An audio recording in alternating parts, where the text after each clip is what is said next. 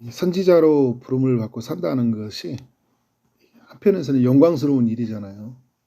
하나님의 말씀을 가지고 사는 삶이 모두에게 주어진 건 아니니까.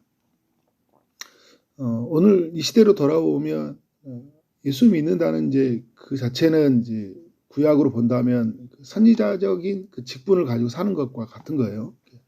하나님의 말씀을 우리에게 주셨으니까. 근데 이게 큰 영광이죠. 구약의 선지자의 영광이고 이 시대의 하나님의 백성들의 영광이에요. 그러나 이제 말씀을 이제 우리가 받았다면 어떻게 해요? 말씀을 대로 살아야 되겠고 또 무엇보다 말씀을 전해줘야 되거든요. 이게 쉽지 않은 일이에요.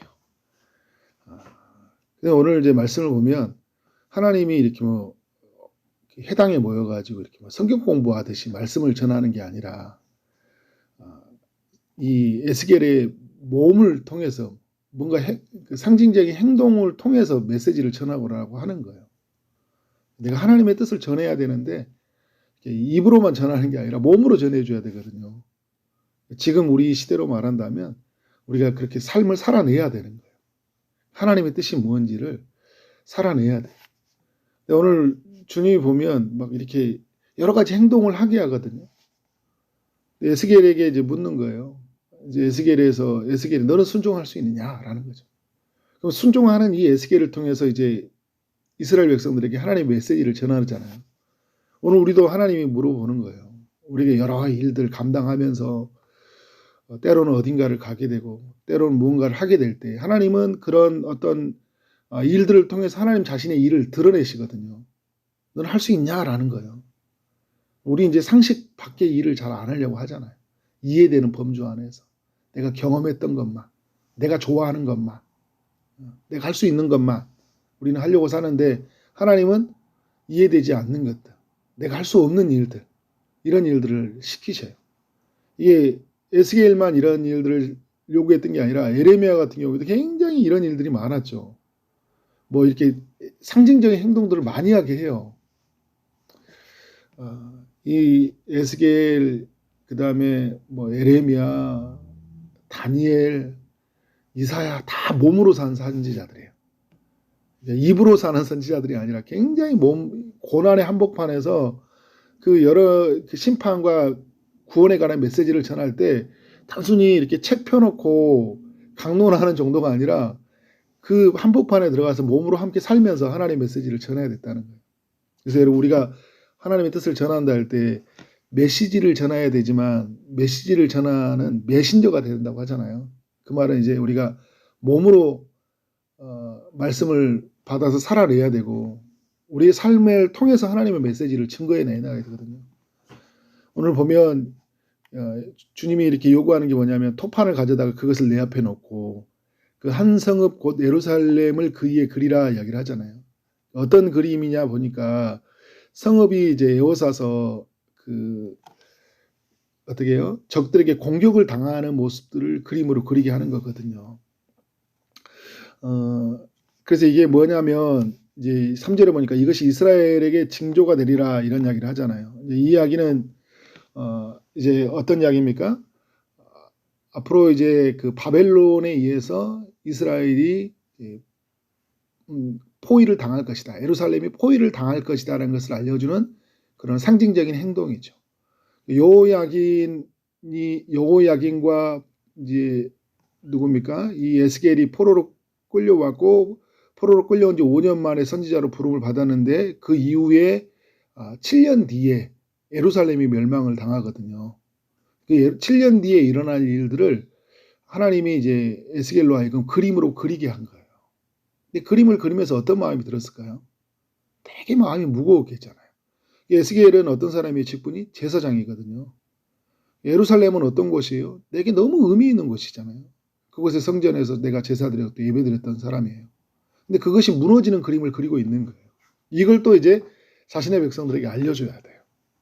본인의 마음도 무겁고 또 알려줘야 될 그런 어떤 무거운 책임감도 같이 있는 거죠.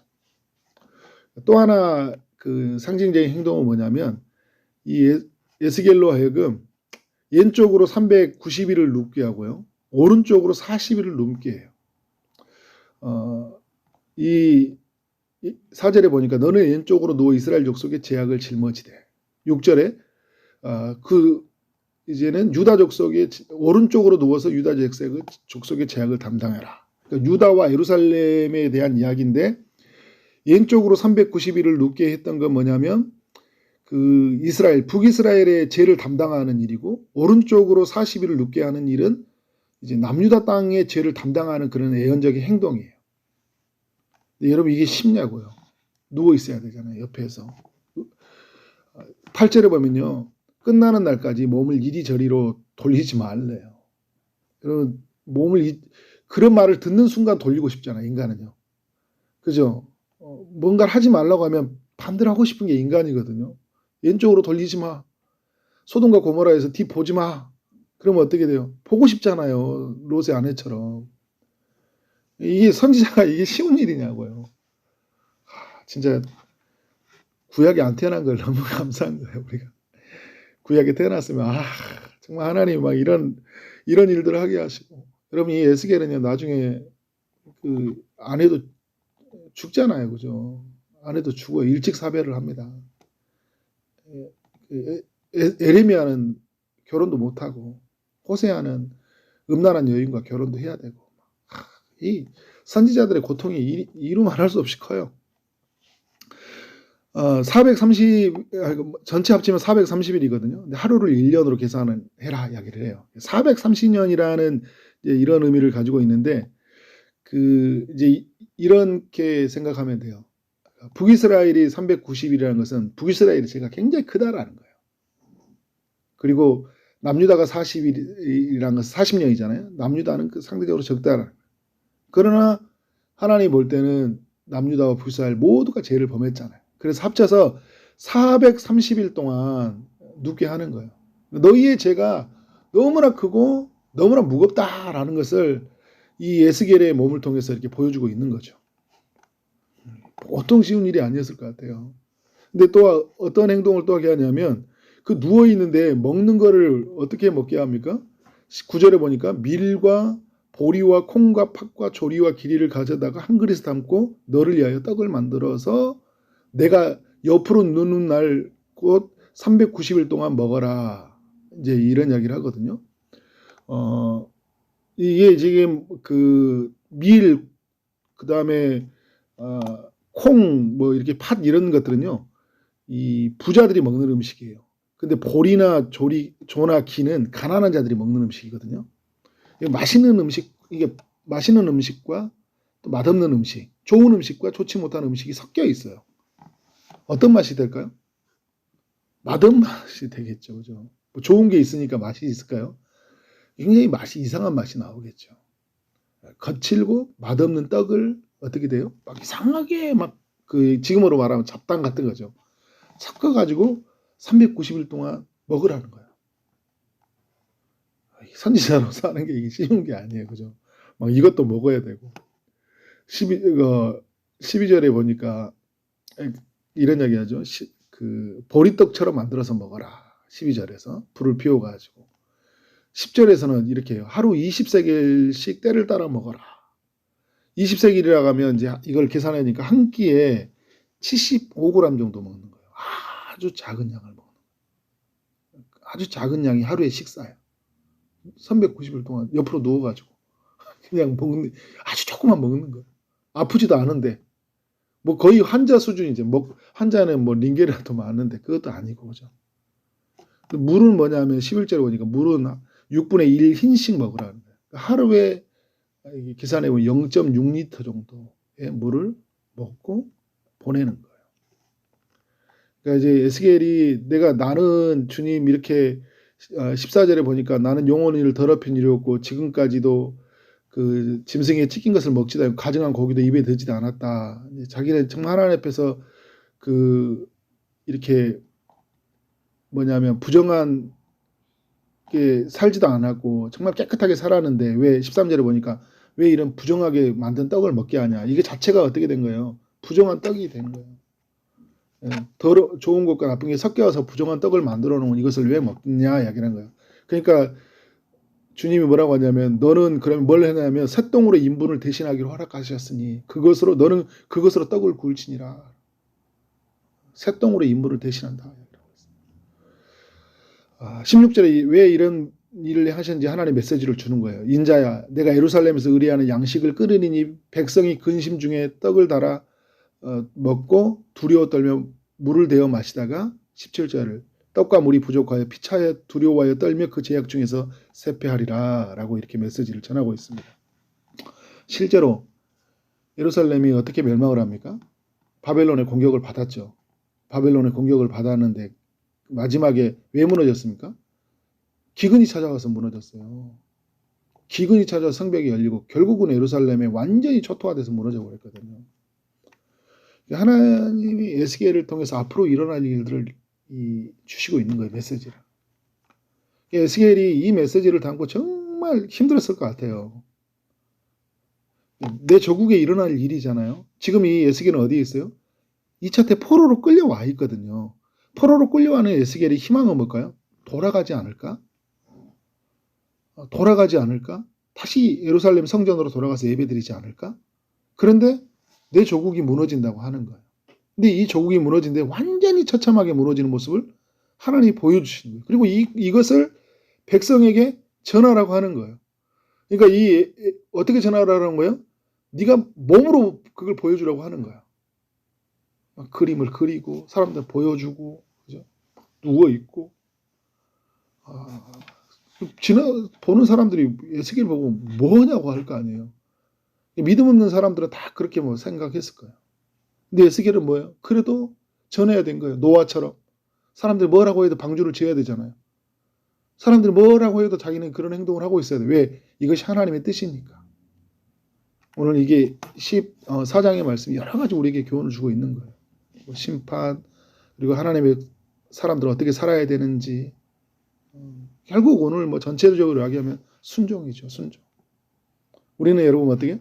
알려주신 대로 말해야 되고 알려주신 대로 우리가 먼저 살아내야 돼. 이게 하나님의 사람들의 고통이죠. 그러나 하나님이 에스겔로 하여금 1장에서도 그렇고 3장에서도 하나님의 영광을 보여주잖아요. 그죠? 이 땅에 것이 아니라 하늘의 영광을 보여주면서 그리고 하나님께서 우리를 불러주시고 하나님이 영으로 충만하게 하셨다는 것이 너무나 영광스러운 일이잖아요. 그죠? 그 영광을 생각하면 그리고 이제 에스겔이 이야기가 이 심판에 관한 이야기만 있는 게 아니라 이후에 어떤 이야기가 있습니까? 구원에 관한 이야기, 회복에 관한 이야기를 이제 이후에 주시거든요. 이런 것이 있기 때문에 어떻게 해요? 오늘 선지자는 하나님의 사람들은 오늘 또 믿음으로 살 수 있는 것이다. 오늘 우리도 그런 거잖아요, 여러분. 우리에게 주시는 장차 영광이 있잖아요. 그리고 주님이 우리와 함께 사는 영광이 있어요. 그런데 주님의 뜻을 담고 사는 것은 이 시대에 사는 것은 결코 쉬운 일이 아니다. 여러분, 그래서 신약의 백성들에게 좁은 길로 가는다고 이야기 주님이 말하는 거잖아요. 예수 믿는 거는 예수 믿는 것 자체로 행복한 일이에요. 주님이 우리와 동행하시니까. 그러나 주님이 내 안에 계시 주님과 함께 주님을 뜻을 알고 사는 것이기 때문에 굉장히 큰 어려움들이 있어요. 에레미야나 에스겔처럼 세상이 받아들이지 않으니까 막 미움을 당하고 내 자신 안에서 여러 가지의 그 제한을 많이 받고 힘들게 보내는 일들이 있다라는 거예요. 그러나 우리에게 주는 영광은 지금 우리가 처해 있는 이 고난과 어려움에 비교할 수 없을 만큼 크다. 그래서 우리 하나님의 사람들은 오늘 또 하나님의 말씀을 듣고 어떻게 해요? 한 걸음씩 내딛고 살아간다. 그렇게 살아가는 여러분 되어지기를 주님의 이름으로 축원합니다. 네, 기도하도록 하겠습니다. 하나님 아버지, 오늘 또 에스겔서 4장의 말씀을 통해 교훈해 주셔서 감사합니다. 주님, 하나님의 사람으로 부름받았다는 것 너무나 영광스러운 일이지만 또 하나님의 뜻을 알려야 되는 그런 사명을 받은 자로서 너무 무거운 책임도 있다는 것을 알게 하셔서 감사합니다. 주님, 우리의 삶에 하나님의 뜻을 다 알리지 못하는 그런 무책임한 모습들, 또 사명을 다하지 못하는 모습이 있음을 고백하오니 주여 우리의 마음을 일깨워 주시고 주님이 우리에게 무엇을 말씀하시는지 아멘으로 화답하게 하여 주시고 우리가 말로 전할 뿐만 아니라 몸으로 살아내는 삶을 살아가도록 인도하여 주옵소서. 그래서 이 세상 많은 사람들에게 하나님의 뜻을 알리게 하여 주옵소서. 예수 그리스도만이 우리를 죄에서 구원할 수 있는 유일한 길이라고 선포하게 하여 주시고 그를 믿지 않은 자에게는 영원한 심판이 있다는 것을 우리가 알리는 삶이 되도록 인도하여 주옵소서. 오늘도 여러 기도의 제목을 따라 기도하는 모든 심령에 주님이 찾아가시고 아픈 자들을 치유하여 주시고 또 일터를 구하는 자들, 또 결혼을 준비하고 또 임신을 준비하며 나가는 모든 이들에게 은혜 베푸시옵소서. 오늘도 바라고 소원하는 모든 기도의 제목을 응답하시고 오늘 또 모든 삶 가운데 우리의 삶 가운데 앞서서 일을 행하실 하나님께 모든 영광 올려드리며 예수 그리스도 이름으로 기도를 쌓옵나이다. 아멘.